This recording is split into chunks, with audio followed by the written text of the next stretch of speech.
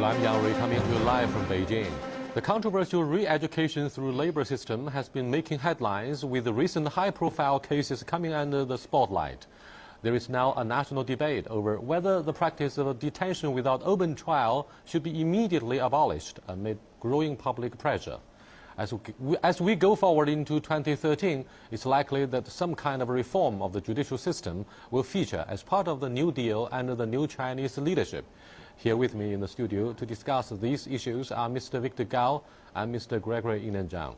And we shall also be speaking to Ren Jianyu, a solicitor advocate in London. Before the discussion, let's take a look at this.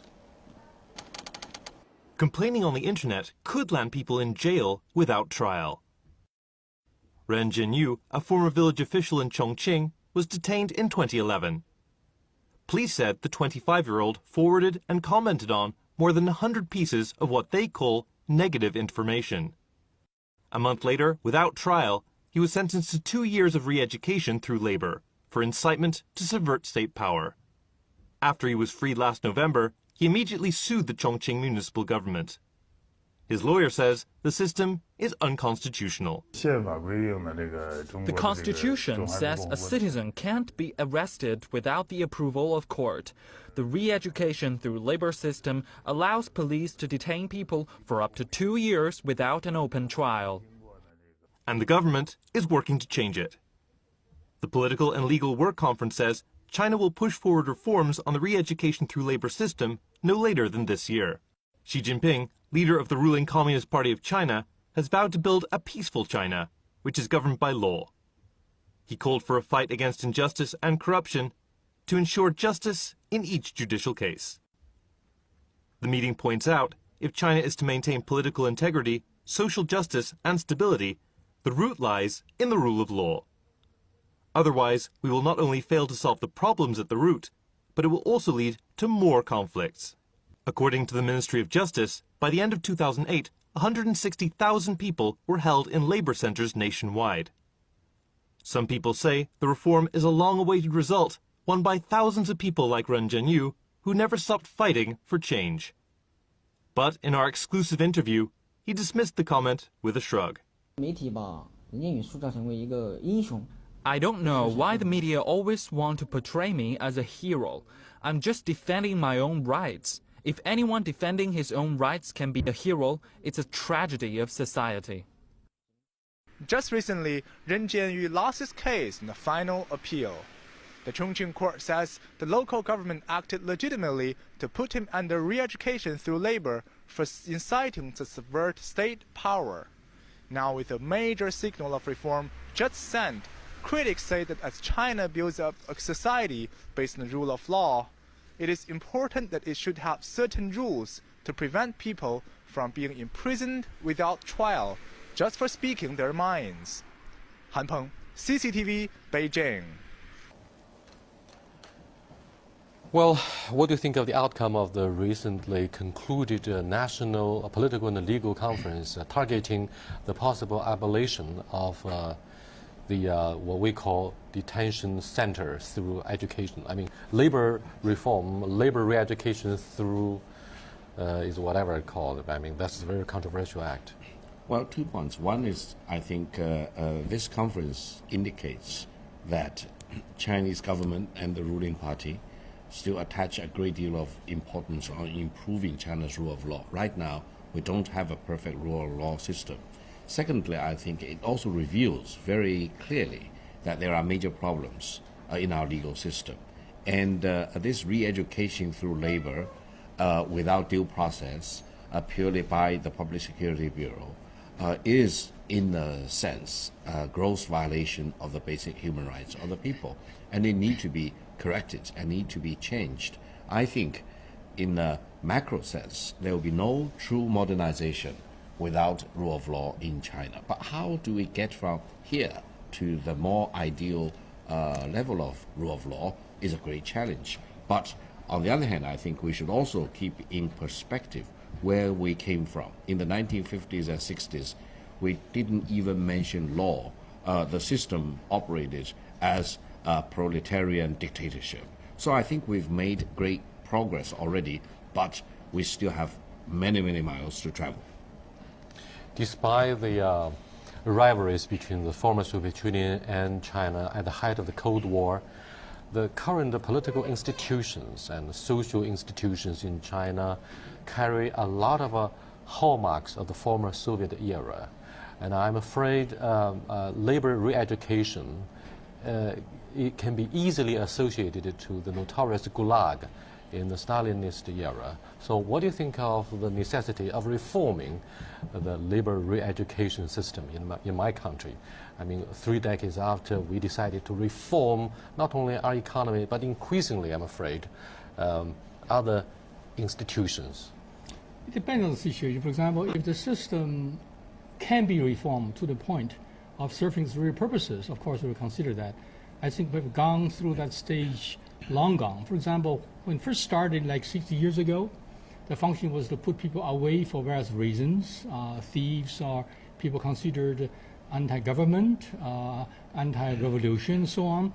And later, they changed the scope of getting people into these camps by putting away people who have different voices. Sometimes you come up to Beijing for a petition of some kind, you're a petitioner, or you have different ideas, sometimes religious dissidents and so on. So this function is no more to be performed with this type of arrangement. It is purely labor, hard labor, no education at all. So I do not see the system has a chance to be reformed to be better, to serve its purpose function anymore. It should go completely, I think.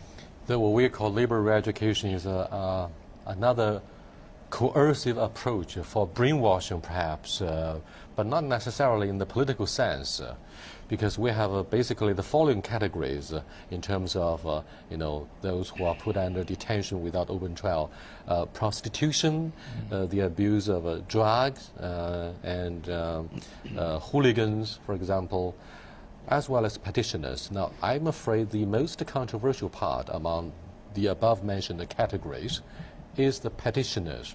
I mean, they are often intercepted and taken back to where they live through coercive means. That has shaped a very bad image about the local governments when it comes to how to voice grievances by locals about, for example, Chongqing, taking back the farming land through improper ways.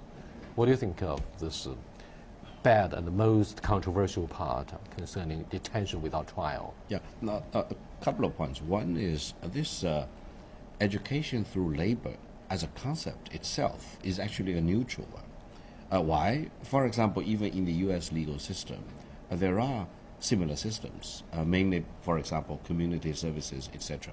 However, the key difference between what we have in China versus what many other countries have in the Western democracies is that whereas in countries like the United States, you need to go through due process. You have to finish the court process. And if eventually the sentence is that the persons need to go through community services, etc., then they have to go through that. And it does serve beneficial purposes.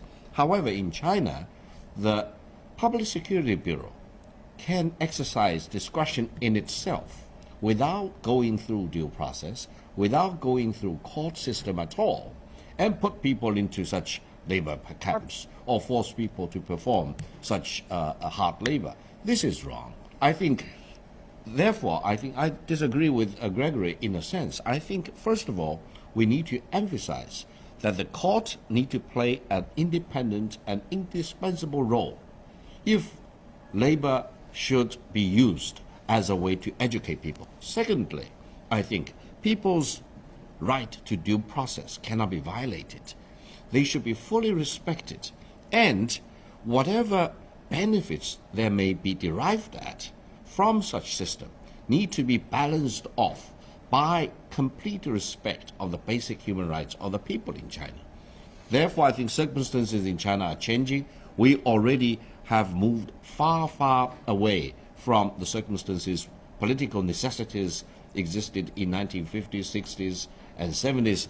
China is right now building up its own modernization, and we need to have much higher level of political values, and I think it is time for us to strive for better values and higher values. Yes, indeed, we are moving in the correct direction. We are moving on, despite the dark chapters in the Cultural Revolution. What do you think of the Ren Jianyu case?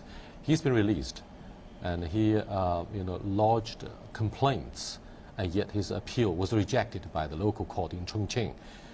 Now, the story was he posted some message about defending the freedom of right, the rights of speech and the freedom of speech. And he, of course, solicited a lot of sympathy from the society at large, which supports his acts to defend his rights as an individual. What do you think of this case? This case tells the story very clearly that when he's exercising his rights as a citizen, protected by Constitution, and he made some trouble for the local officials, thinking that he's not doing the right thing, and they just put him away, without trial, without anything like that. Luckily, of course, response from the netizens, from the media, from the other concerned individuals, the resistance or the voices come so strong, the government has to make a different decision to release him. But let me tackle this education system a little bit further to justify why I'm saying it has to go. Number one, you cannot have one agency, the police department, to do everything from top to bottom. You detect this case, you investigate the case, you sentence the situation, you put a person away, you handle the appeal. By doing that, there's a conflict of interest because you are in a position to do everything you like the way you want to be. You give the person detained or put away no chance whatsoever to defend themselves. Second, duration is too long. You have 3 years to start with. At the end of the 3 years, you have another year extension. That's not good enough. And also, the treatment received in these camps is not to educate them to become better, but to use them hard labor. For example, there are assignments given to them to do various things, produce. I have met several people gone through this training themselves. They told me the story. For example, this one gentleman gave me this much material. He came to Beijing to complain about his treatment back home in Xinjiang, and I involved it. I couldn't help him. He was lured back to Xinjiang and put away with this education thing. 2 years later, he released. He came out. He was not given ID, no stories of his residential identification. He came back to Beijing. Now he's again been taken away. So this practice is long overdue. I wonder we can really reform it. I think what we have to do is to have intensive, in-depth investigation. For example, interview people suffered from this treatment, and also ask scholars' opinion to decide if it's too good, too bad to be kept up. Just let it go. Thank you very much. We have to leave you there for the moment. You are watching Dialogue with Victor Gao Zhikai and Gregory Lin and Zhang. We are discussing whether there should be a complete abolition of the labor re-education system, which was first established in 1957. We'll be back in a few minutes. Welcome back. Now let's discuss whether the labor re-education system should have been abolished a long time ago, because obviously the legitimacy of maintaining this punishment without open trial has been called into question by the society. What do you think? No, I'm completely favoring abolishing this, and the sooner the better. And I think the government shall not use whatever benefits they may perceive that they can get out of the system to outweigh the gross violation and the injustice inflicted on the citizens. So I think it is time for courage, it is time for decision, it is time for a bold moment in China's effort to build a better rule of law. So I think we need to get very focused on this one, and by abolishing this, whatever that the government need to come up with in alternative manners, for example, introducing the community services, if there is a court system, if we exhaust hang on, Victor, hang on. That should be introduced. 4 cities, including Jiangsu's capital city of Nanjing and Shandong's capital city of Jinan, have both rolled out pilot programs to change the re-education through labor system. What do you think of this measure? I haven't heard anything conclusive from this experiment. It is definitely not a shock therapy, but it is something positive in the correct direction, isn't it? We don't know because we haven't seen the report coming out of this experiment, so we cannot say yes or no, or good or bad. Let me say this: when we make a decision to abolish the system, we don't do that overnight. We have to study it more carefully, how to close it up. You have to do something afterwards. For example, those people now working in those locations, where do they go?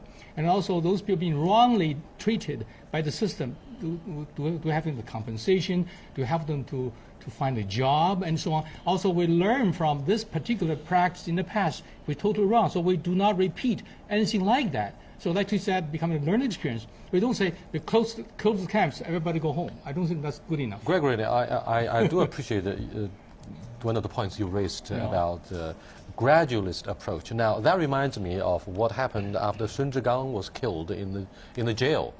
There was an outcry from the society about the administrative detention of those who sort of violated the local regulations, law and order. Now, one very senior government official from Beijing ordered the immediate suspension and closure of all the administrative detention centers, causing widespread, massive complaints from local government officials because they thought that such practice, very questionable of course by nature, should be phased out gradually instead of adopting such a shock therapy. Now, some of the leaders undeniably made the decision by slapping their head. I mean, 拍脑门决定问题. I mean, this is very controversial, right, Victor? Well, I think if I'm a local government official, I may be caught very much in a dilemma. On the one hand, my task is to maintain stability, and on the other hand, the freedom or the discretion that I may use may be diminished because the country is moving towards greater rule of law. So when they are caught in such a difficult situation, sometimes they may try to be street smart, they may want to cut corners, and then they may actually start to disregard the basic human rights of the people. Now, whatever they can get as benefits from trying to get higher efficiency in dealing with these cases should not be objective that they should pursue if the cost is violating the basic rights of the people. Therefore, I think it is time for us to create greater awareness of the most and indispensable importance of the human rights in our country. People have political rights and they cannot be violated. And if they need to go through any community service or labor, they need to go through the due process, and the judge and the court need to decide rather than the Public Security Bureau. Thank you very much, gentlemen. Due to poor technical coordination, we are not able to get connected with Mr. Julian Zhang, solicitor advocate from Central London, the UK, through satellite. But he's on the phone. Hello. Hello, good evening. Yeah, finally, we are happy to put you on Dialogue Live. Now, very kind. let me tell you that California, the sixth biggest economy in terms of GDP, if we calculate their economic strength this way, had to spend 11% of their gross economic product on setting up or improving the prison system, but 15% was allocated for education, ironically, before the outbreak of the financial crisis in 2008. Now, that reminds me of what should be done to reduce the expense for jailing people, because there are many, of course, criminal cases in Europe or North America, but can we always put those people into prison? That means a lot of administrative overhead, a lot of budget by the taxpayers. What do you think of the gray areas, if any, for governments at different levels throughout the world to re-educate those criminal offenses, perpetrators of the criminal offenses, so that they would not be necessarily imprisoned at a high cost? There are two questions there, really. First of all, is the education of the general public that criminal misbehavior, criminal conduct is not acceptable. And the second one is, how do you deal with someone who has committed a criminal offense? And in my opinion, the only way, just as your last speaker, I heard the very end of his, what he said, the only way that if they're going to take somebody's liberty from them, it has to be through a court with a system of appeals. If if a person who's been in prison wants to appeal.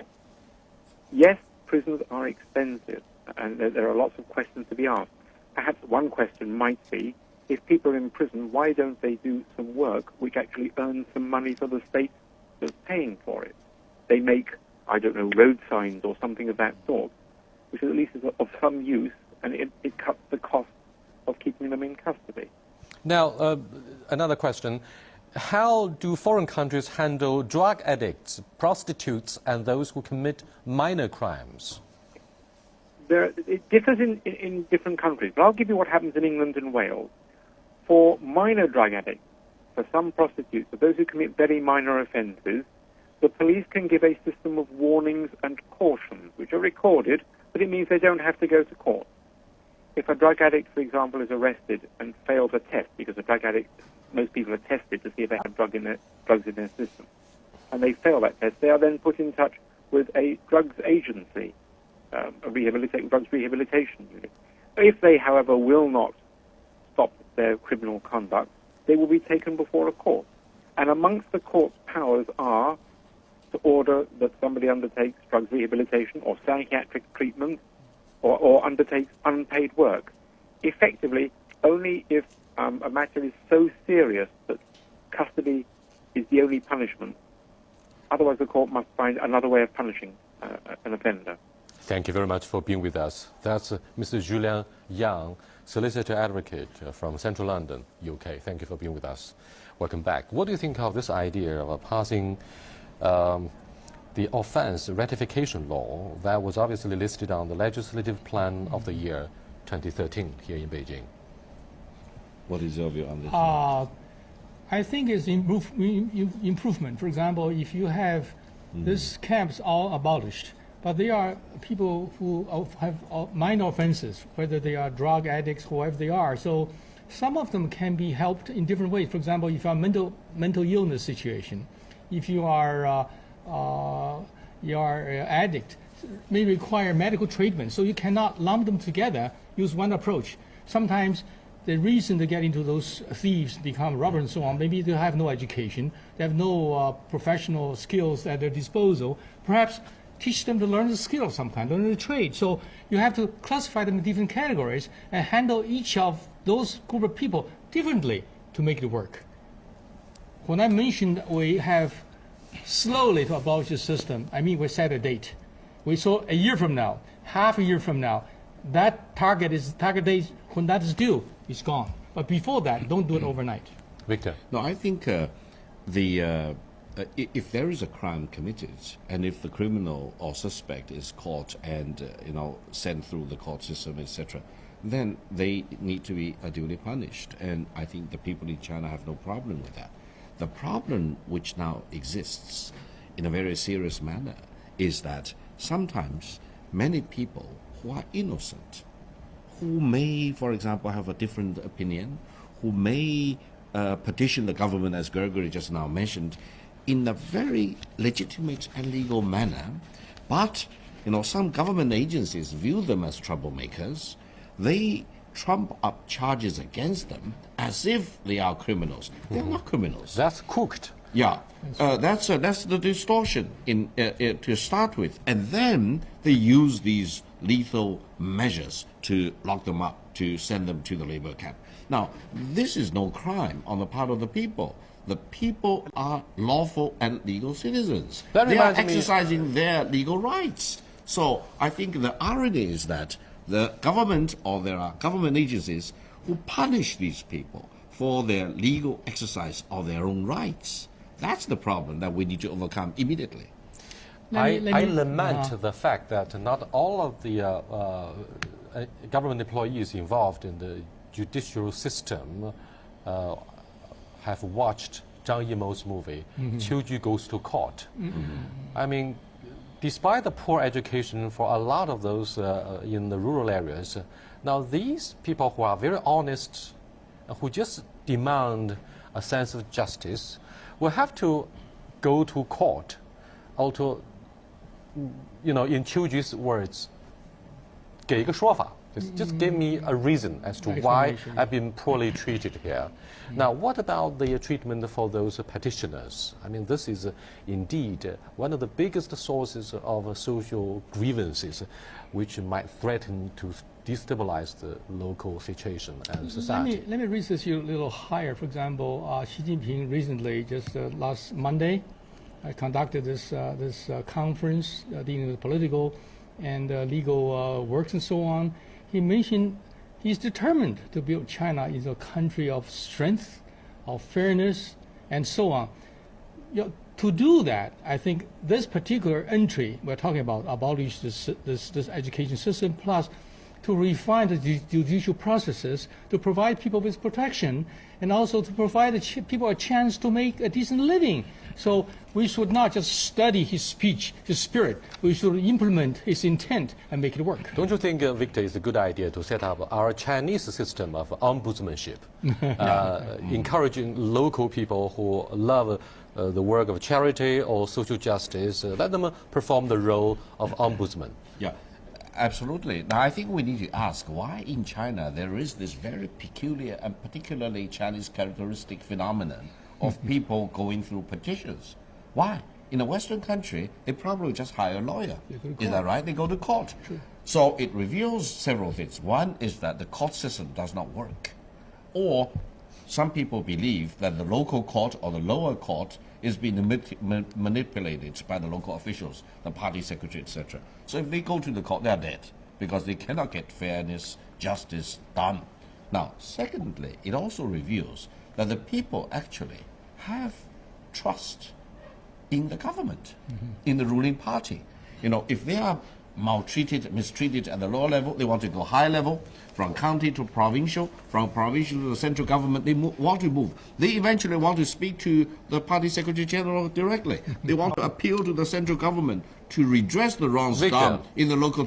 So I think the government need to appreciate that the people are not revolutionaries. The people still want to get fairness and justice done within the system, with the help of the ruling party. So I think we need to give them as fair treatment as possible. We should not view them as outlaws of the society. Victor, you are correct that, but it's politically correct to trust the ruling party. But it's even more politically correct, I'm afraid, to trust the legal system itself. Their trust for the party is perhaps a little bit misplaced, because for a society governed by rule of law, you should have your lawyer in the first place. But then, you know, fundamentally, essentially, at the end of the day, we got to inevitably ask the same question. We find ourselves repeating the same question: the integrity of the judicial system, whether it should be encouraged to be more independent, to be free from intervention from local governments, right? Let me do something at the end. We do need political reform, judicial reform, and everything to fulfill the expectations of the people. I think Xi Jinping is the best position to demonstrate his leadership. He has already started doing that. Let's follow him and do the right thing. Let's wait to see whether there is the long-awaited political will. Thank you very much. Thank you. Thank you. Thank you. Thank you.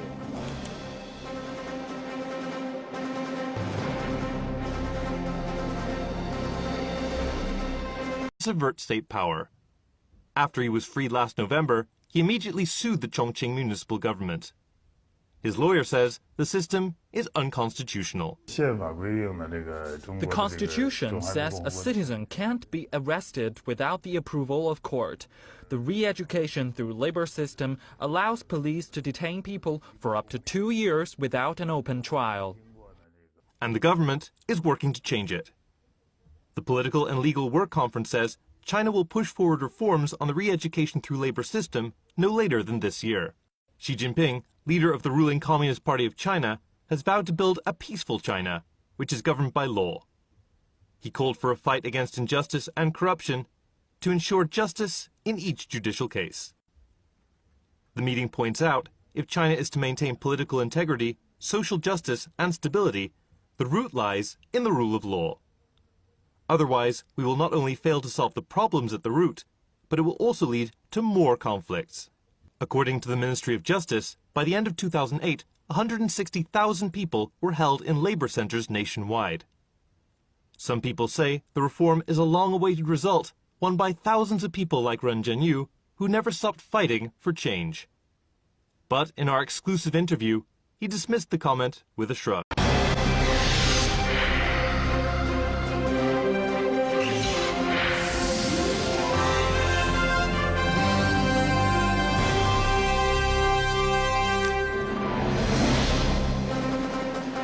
Hello, I'm Yang Rui, coming to you live from Beijing. The controversial re-education through labor system has been making headlines with the recent high-profile cases coming under the spotlight. There is now a national debate over whether the practice of detention without open trial should be immediately abolished amid growing public pressure. As we go forward into 2013, it's likely that some kind of reform of the judicial system will feature as part of the new... I don't know why the media always want to portray me as a hero. I'm just defending my own rights. If anyone defending his own rights can be a hero, it's a tragedy of society. Just recently, Ren Jianyu lost his case in the final appeal. The Chongqing court says the local government acted legitimately to put him under re-education through labor for inciting to subvert state power. Now, with a major signal of reform just sent, critics say that as China builds up a society based on the rule of law, it is important that it should have deal under the new Chinese leadership. Here with me in the studio to discuss these issues are Mr. Victor Gao and Mr. Gregory Zhang. And we shall also be speaking to Julian Yang, a solicitor advocate in London. Before the discussion, let's take a look at this. Complaining on the internet could land people in jail without trial. Ren Jianyu, a former village official in Chongqing, was detained in 2011. Police said the 25-year-old forwarded and commented on more than 100 pieces of what they call negative information. A month later, without trial, he was sentenced to 2 years of re-education through labor for incitement to